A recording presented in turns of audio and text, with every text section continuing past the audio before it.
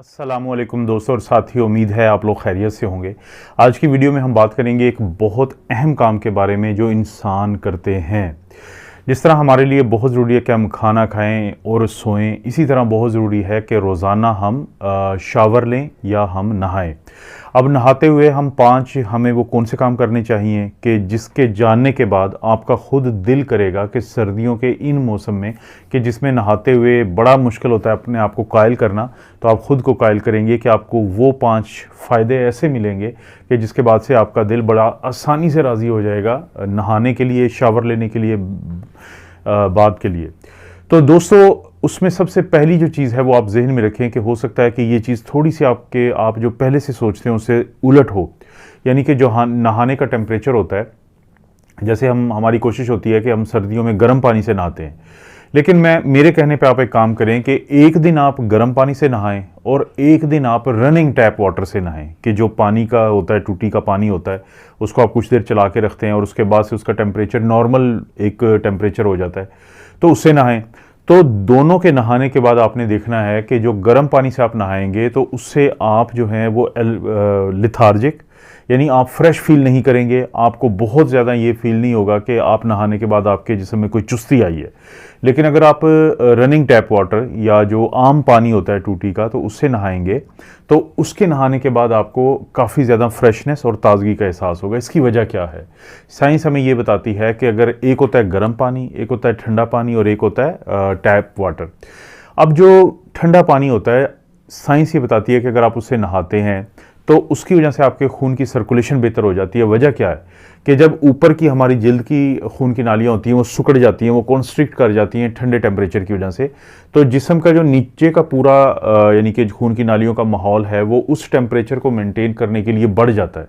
और इसी तरह से एक लिम्फेटिक सिस्टम होता है हमारे जिस्म के अंदर, वो भी खून की नालियों का एक आप सिस्टम है, थोड़ा सा कॉम्प्लिकेटेड होगा आपको समझाना, लेकिन लिम्फेटिक सिस्टम में भी खून का बहाव या जो लिम्फ होता है उसका बहाव जो है वो बढ़ जाता है।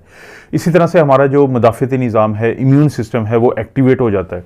तो जो ठंडा पानी होता है उससे नहाना पूरी दुनिया में ये माना जाता है कि आपकी सेहत के लिए बेहतरीन है, लेकिन ज़ाहिर है गर्मियों में ठंडे पानी से नहाना बहुत मुश्किल होता है।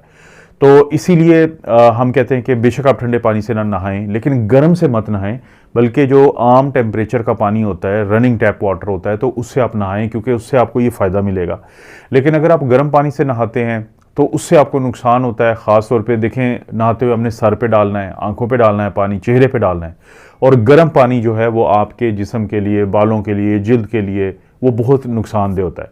फ़र्ज़ करें कि आपकी मजबूरी है कि आपको गर्म पानी से ही नहाना है, तो फिर आपने एक नीम गर्म पानी होता है जिसको अंग्रेज़ी में ल्यूक वार्म वाटर कहते हैं, उसको तो आप इंतखाब कर सकते हैं, लेकिन गर्म पानी को आप हरगिज़ इंतखाब ना करें। और कोशिश करें जिस हद तक मुमकिन हो तो रनिंग टैप वाटर, जो आम दर्जा हरारत वाला पानी है, उससे नहाएं। तो उसकी वजह से आपके जिस्म को और आपकी सेहत को बहुत ज़्यादा फ़ायदे होंगे। दूसरी जो आदत है जो आपको नहाने से पहले करनी चाहिए, जिसका आपको बहुत ज़्यादा फ़ायदा होगा, वो कोशिश करें कि ऑयल का मसाज करें अपने जिस्म के ऊपर, चाहे नहाने से 2 मिनट पहले ही क्यों ना करें। रोज़ाना कर लें तो बहुत अच्छी बात है, एक दिन छोड़ के अगर ये रूटीन बनाते हैं तो और भी अच्छी बात है, लेकिन कम से कम हफ्ते में एक दफ़ा ज़रूर करें। अब वजह मैं ऐसी बताऊंगा कि जिसकी वजह से आप शायद हो सकता है कि ख़ुद को तैयार कर लें रोज़ाना इस काम के लिए। जब आप ऑयल का मसाज करते हैं नहाने से पहले, तो आपके जिस्म के जो पोर होते हैं, जो छोटे छोटे सुराख होते हैं, वो खुल जाते हैं। अगर आपको यकीन नहीं आता तो आप जून का जो महीना था उसको अपने जहन में लाएं कि जब आपको पसीना आता है, जब आपको स्वेटिंग होती है, ज़ाहिर है वो पोर्स ही होते हैं ना जहाँ से निकलती है, तो जब ये पोर्स आपके मसाज की वजह से खुलते हैं, क्योंकि सर्कुलेशन आपके जिल्द की बेहतर हो जाती है मसाज से, तो उसके नतीजे में जो टॉक्सिन होते हैं, जो केमिकल्स होते हैं बुरे वाले आपकी जिल्द के अंदर, वो बाहर आ जाते हैं, और जिसके वजह से फिर आप जब नहाएंगे तो ये आपके जिस्म से बाहर निकल जाएंगे, जिल्द से भी बाहर चले जाएंगे। तो इसलिए बहुत ज़रूरी है कि आप ऑयल का मसाज करें, या आप मस्टर्ड ऑयल जो होता है, जिसको सरसों का तेल कहते हैं, उसको इस्तेमाल कर सकते हैं। कोकोनट ऑयल जो है, नारियल का तेल है, उसको भी इस्तेमाल कर सकते हैं। और इसी तरह से सेसमे ऑयल जो है, या उसको इस्तेमाल कर सकते हैं।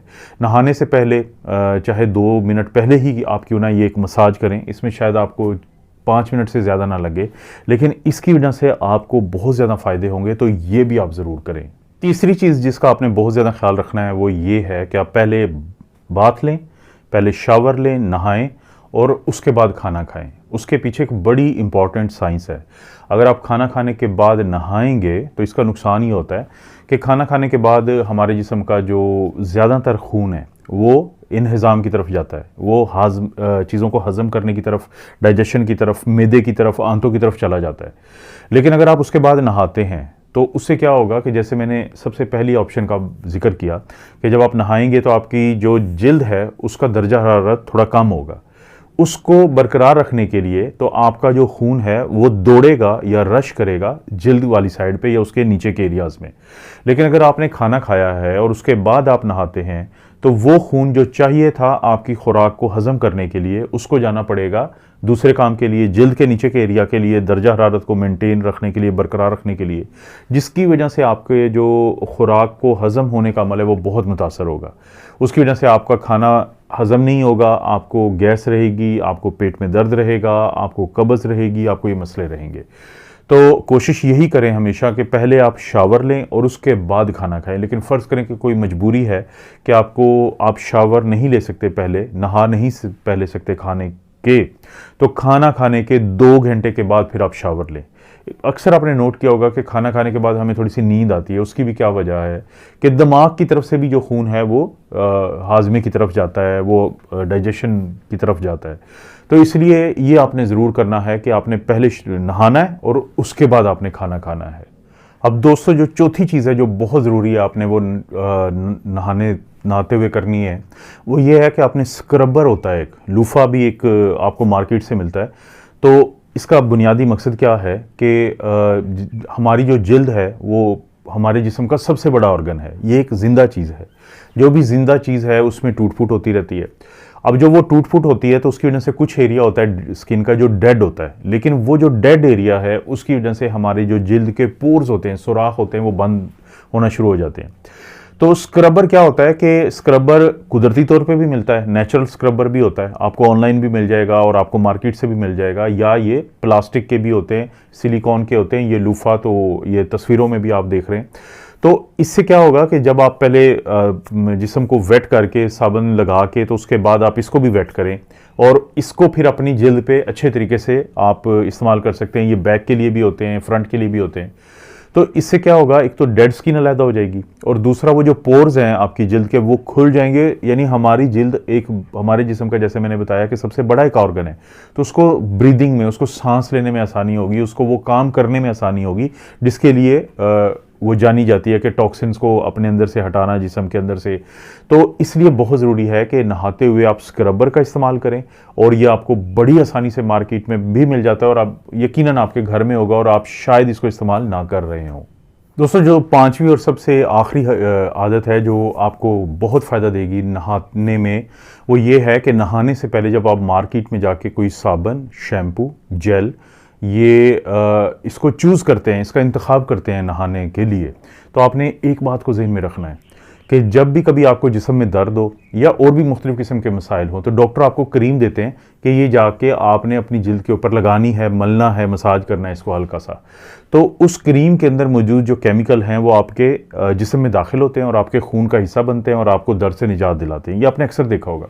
इसी तरह से नहाने के लिए जो आप साबुन का इंतखाब करेंगे, शैम्पू का या शावर जेल का, तो उसके अंदर भी कुछ ऐसे केमिकल हो सकते हैं जो आपकी सेहत के लिए नुकसानदेह हों, लेकिन जब आप उनको रोज़ाना इस्तेमाल करेंगे और उनको अपने जिस्म पे लगाएंगे तो वो आहिस्ता आहिस्ता आपके जिस्म का हिस्सा बनते हैं। तो आप कोशिश करें कि जब आप मार्केट जाते हैं तो साबुन का इंतखाब, शैम्पू का इंतखाब और जेल का इंतखाब आपने ऐसा करना है कि जिसके अंदर 100% नेचुरल इंग्रेडिएंट्स हों, क्योंकि जितने ज़्यादा केमिकल होंगे उतने ही ज़्यादा वो आपके जिस्म में जाके नुकसान देंगे। और अगर आपको इस बारे में कन्फ्यूजन हो कि जो साबुन का या इन चीज़ों का आप इंतखाब कर रहे हैं कि वो नेचुरल उसके अंदर इंग्रेडिएंट्स हैं या नहीं, तो आप अपने डर्माटोलॉजिस्ट से पूछ सकते हैं। आप जो नेट है, आप गूगल है, उस पर सर्च कर सकते हैं कि आपकी मार्केट्स में कौन कौन से नेचुरल इस तरह की प्रोडक्ट्स अवेलेबल हैं, क्योंकि जो केमिकल्स होते हैं वो एक दफ़ा जब आपके जिस्म में चले जाते हैं तो आपको यकीनन ये नुकसान पहुँचाते हैं। दोस्तों आपको पता है इस चैनल पे इस तरह की वीडियोस मिलती हैं, तो एक तो आपसे रिक्वेस्ट है कि चैनल को ज़रूर सब्सक्राइब करना है। दूसरा, आपने मुझे बताना है कि ये जो मैंने 5 काम बताए हैं आपको, कि जो आपको शावर लेते हुए या लेने से पहले या उसके बाद करने चाहिए, तो आपने मुझे ज़रूर बताना है कि इनमें से कौन सा वो काम है जो आपको सबसे अच्छा लगा है और आपको लगा है कि आपको इसकी कमी थी और आपको ये ज़रूर करना चाहिए और आप इसको करेंगे। ये ज़रूर मुझे कमेंट्स में आपने बताना है। वीडियो को लाइक भी करना है, और कोई वीडियो अच्छी लगती है तो मुख्तलिफ जो सोशल मीडिया प्लेटफॉर्म पे उस पर शेयर करने के लिए नीचे एक बटन है, उसको शेयर वाले को दबाएं तो कॉपी लिंक आ जाएगा। उसको लिंक को कॉपी करके कहीं पे भी पेस्ट कर दें। उससे चैनल को ये फ़ायदा होता है कि काफ़ी ज़्यादा लोगों तक ये बात जाती है, तो काफ़ी यानी कि जो चैनल है उसकी स्प्रेड को फ़ायदा हो जाता है। आप अपना और अपनी फैमिली का ख्याल रखें। अल्लाह ताला आपको और आपकी फैमिली को हर किस्म की बुराई, बीमारी और आजमाइश से महफूज रखे।